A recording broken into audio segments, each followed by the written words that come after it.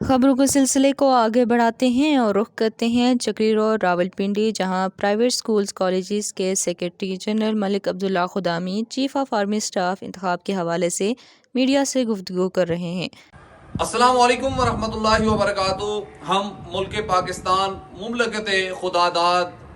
हम अपने पाकिस्तान की उस आर्मी कि जिस आर्मी पर सिर्फ हमारी मुल्क पाकिस्तान की आवाम ही फ़ख्र नहीं करती बल्कि उम्मत मुस्लिमा का फ़ख्र हमारी पाक अफवाज हैं। और उसके साथ ही साथ इस दफ़ा जब चीफ ऑफ आर्मी स्टाफ के इंतखाब का वक़्त आया, सीनियरिटी लिस्ट का इंतखाब हुआ, तो सीनियरिटी लिस्ट के अंदर अगर प्रायोरिटी और टॉप ऑफ द लिस्ट अगर किसी शख्सियत का नाम आया जो हमारे लिए काबिल फ़ख्र है, तो उस शख्सियत के नाम के साथ ही साथ कि उनकी कारकर्दगी के साथ ही साथ एक बहुत ही मुस्बत जो हमारे मुल्क पाकिस्तान के लिए, उम्मत मुस्लिमा के लिए एक पहलू है, वो ये पहलू है कि चीफ ऑफ आर्मी स्टाफ हाफिज़ कुरान भी हैं और सैयद फैमिली से उनका ताल्लुक़ है। तो हम अपने तमाम प्राइवेट स्कूल्स कॉलेजेस की तमाम तंजीमों की तरफ से और जनरल सेक्रेटरी एप्स का होने की हैसियत से हम चीफ ऑफ आर्मी स्टाफ साहब के इस इंतखाब पर आज उनकी हलफ उठाने पर उनको दिली मुबारकबाद पेश करते हैं। और हम सैयद आसिम मुनीर साहब से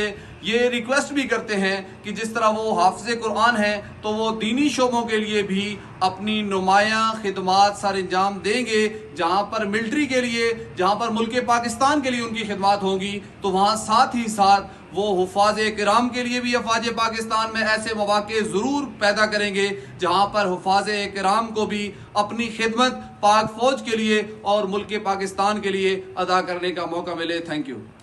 इस वीडियो को लाइक करें, हमारे चैनल को सब्सक्राइब कर बेल आइकन जरूर प्रेस करें हमारी न्यू वीडियो सबसे पहले देखने के लिए।